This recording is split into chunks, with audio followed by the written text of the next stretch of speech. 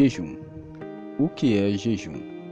Na Bíblia, abstinência total ou parcial de alimento. Na lei de Moisés, havia um dia no ano marcado como dia de jejum, o 10º dia do 7º mês, o dia da expiação.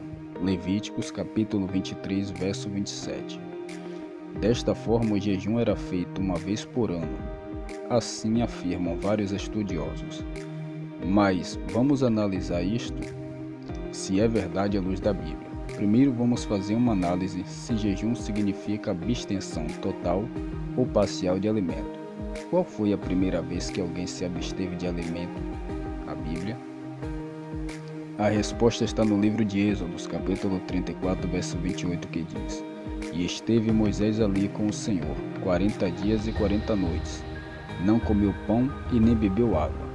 E escreveu nas tábuas as palavras do concerto, os 10 mandamentos. Nós vemos nesse texto o ato da abstenção de alimento sólido e alimento líquido. Então, este se torna o primeiro jejum registrado na Bíblia. Lembrando que este jejum só foi possível porque Moisés estava na presença de Deus.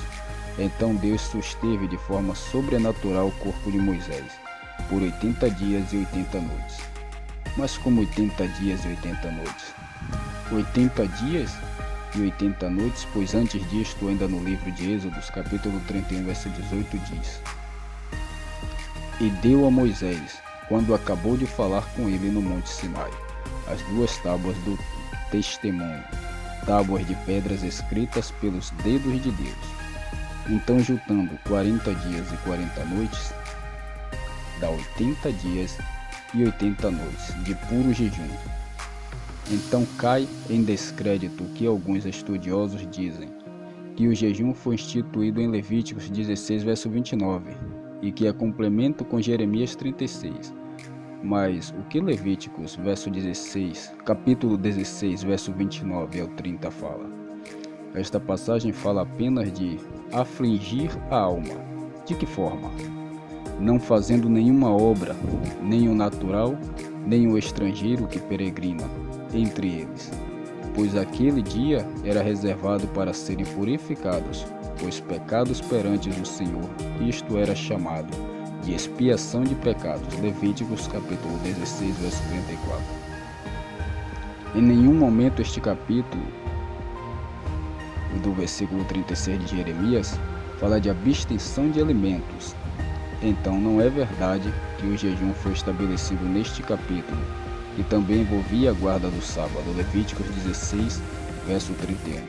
Para que serve o jejum? Ele serve para expulsar demônios, fortalecer espíritos, alcançar graça da parte de Deus, luto, arrependimento, sinal de luto. 2 Samuel, capítulo 12, verso 15 ao 25. Expulsar demônios. Mateus, capítulo 17, verso 14 ao 21. Dentre outros também, tem quando Deus ia destruir a cidade de Nínive, e o povo jejuou, orou, se arrependeu dos seus pecados, e Deus, vendo isto, desistiu de destruir Nínive. Sem falar que tem muitas outras passagens sobre este assunto. E Jesus repreendeu o demônio, e este saiu do menino, e desde aquela hora ficou o menino curado. Então os discípulos, aproximando-se de Jesus, perguntaram em particular: Por que motivo não podemos expulsá-lo? E ele lhe respondeu: Por causa da pequena vossa fé. Pois em verdade vos digo que se tiverdes fé como um grão de mostarda, direi a este monte: Passa daqui para acolá, e ele passará. Nada vos será impossível. Mas esta casta se expele senão por meio de oração e jejum. Mateus capítulo 17, verso 18 ao 21. O jejum é uma ferramenta fundamental para que a pessoa vença os espíritos malignos, como o Senhor Jesus explicou na passagem bíblica acima. Há espíritos que, para serem derrotados, exigem um esforço a mais da pessoa, por meio do jejum e da oração. Ao realizarmos um propósito de jejum, aumentamos a nossa comunhão com Deus. Quando renunciamos a uma necessidade física, estamos transmitindo uma mensagem de que é mais importante para nós estarmos em contato com Deus do que com as vontades do nosso corpo, que simboliza a natureza humana, o pecado. Geralmente, o propósito mais comum de jejum é o de alimentos e bebidas. Por que você está jejuando? O primeiro passo é definir o objetivo do seu jejum, se é para sua renovação espiritual, por direção para realizar alguma coisa, cura, solução dos problemas, graça especial para enfrentar uma situação difícil, entre inúmeras outras coisas. Peça em oração a Deus que mostre claramente a sua direção e os objetivos para o seu jejum.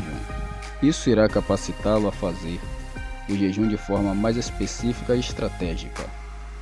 Em várias passagens bíblicas encontramos referências de homens de Deus que jejuaram para alcançar nele uma vitória, pois há lutas que não podem ser vencidas por meios naturais, são problemas ocasionados pelo mal.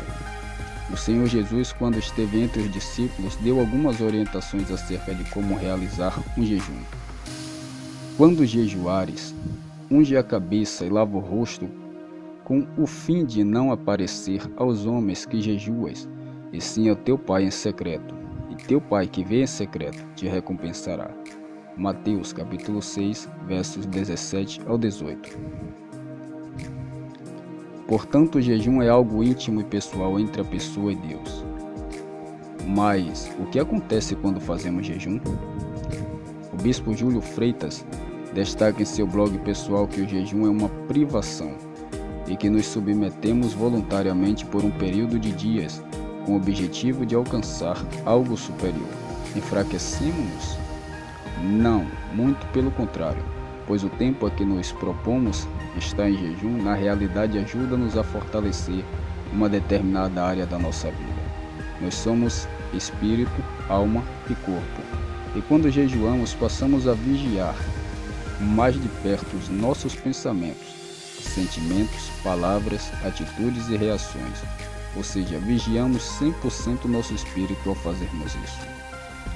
O estamos fortalecendo, e quando o nosso espírito está forte, passamos a ter autoridade no mundo espiritual, explica o bispo. Ele afirma ainda que somos matéria, vivemos no mundo físico, mas é fato que existe um mundo espiritual, e para que venhamos prevalecer neste mundo físico no qual vivemos, temos que prevalecer, primeiramente no mundo espiritual. Essa é a importância do ato de jejuar e de fazê-lo, não apenas abstendo-nos de líquidos, alimentos, audiovisuais, informações, música, literatura ou festas, mas também vigiando os nossos próprios pensamentos, palavras, atitudes, reações ou sentimentos que tentam a todo instante nos tirar do espírito e nos fazer ficar na carne, porque na carne você e eu somos fracos. Então decidiu que precisa fazer um jejum por alguma área de sua vida? Faça. E depois observe se a sua autoridade para controlar o lado espiritual da sua vida consequentemente aumentou. Se o inimigo tem investido contra sua família, seu casamento, seu filho, entenda que é porque sua família, seu casamento e seus filhos são preciosos para Deus, e o inimigo é um opositor e se opõe a tudo quanto Deus quer honrar. Persevere e lute pela sua família, casamento e filhos. Foi Deus quem lhe deu, e o inimigo não pode tomar.